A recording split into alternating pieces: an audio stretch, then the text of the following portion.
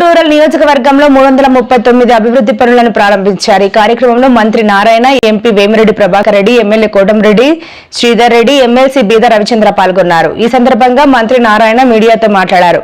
కూటమి ప్రభుత్వం అధికారంలోకి వచ్చాక నెల్లూరు రూరల్ నియోజకవర్గంలో పోటీపడి శ్రీధర్ రెడ్డి అభివృద్ధి పనులు చేశారని తెలిపారు.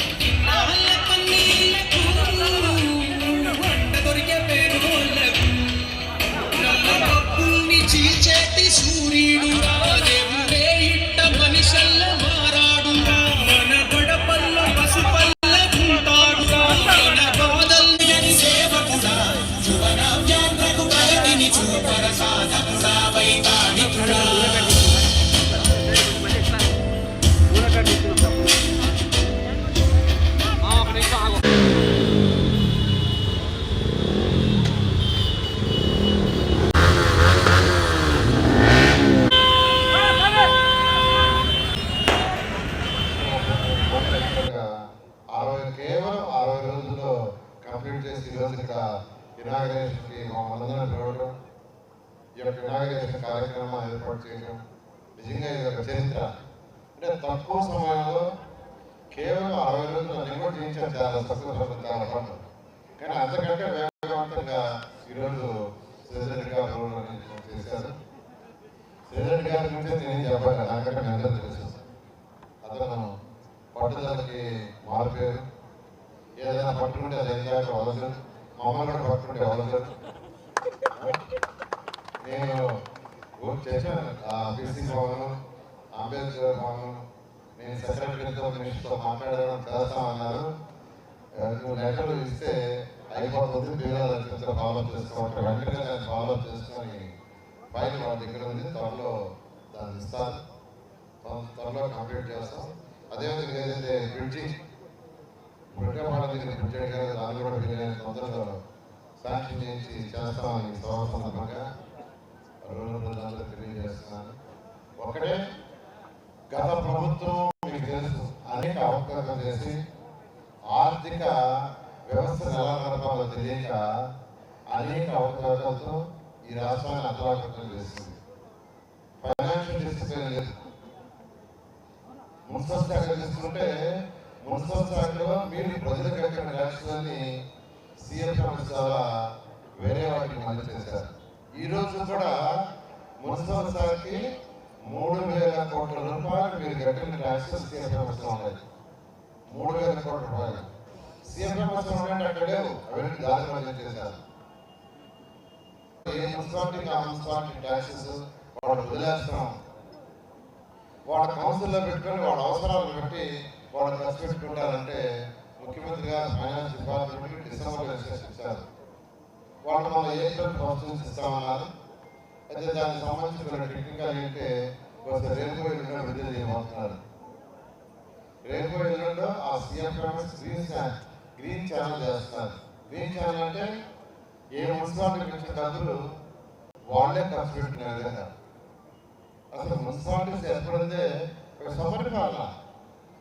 పార్లమెంట్ యాక్ట్ ప్రకారం ఏ మున్సిపాలిటీకి ఆ మున్సిపాలిటీ అక్కడ ఎలక్టెడ్ బాడీ ఎవరైతే ఉండాలో వాళ్ళ అవసరాలకు తగ్గట్టుగా ట్యాక్స్ వేసుకోవచ్చు, వాళ్ళకి అవసరాలకు తగ్గట్టుగా ఖర్చు పెట్టుకోవచ్చు.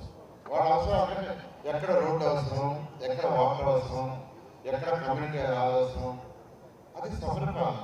కానీ గత ప్రభుత్వం అవన్నీ వదిలేసింది. అవన్నీ అసలు సమరిపాలన, ప్రజలు పరిపాలన అసలు అన్నీ మర్చిపోయింది. అంతేకాకుండా ఏ రాష్ట్రమైనా డెవలప్ కావాలంటే ఇండస్ట్రీస్ రావాలి. ఇండస్ట్రీస్ రాకుండా ఏ రాష్ట్రం డెవలప్ కావాలి. గత ప్రభుత్వంలో ఇక్కడ ఇండస్ట్రీస్ వెళ్ళిపోయినాయి, ఉన్న ఇండస్ట్రీస్ వెళ్ళిపోయినాయి. ఇండస్ట్రీస్ రానప్పుడు మన యువతకు ఉద్యోగాలు రావు. ఉద్యోగాలు రానప్పుడు ఇన్కమ్ రాదు. ఇన్కమ్ రానప్పుడు ప్రభుత్వానికి ట్యాక్సెస్ రావు. ట్యాక్సెస్ రానప్పుడు మన డెవలప్మెంట్ ఉంది. ఇదంతా సైకిల్. అయితే ఈరోజు గౌరవనీయ ముఖ్యమంత్రి గారు వారికి ఉన్న అపారంతో ఇది రాష్ట్రాన్ని ముందుకు తీసుకుపోతున్నారు.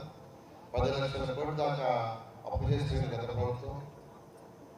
ఈరోజు మున్సిపల్ శాఖలో 8,500 కోట్లతో అది కూడా బడ్జెట్లో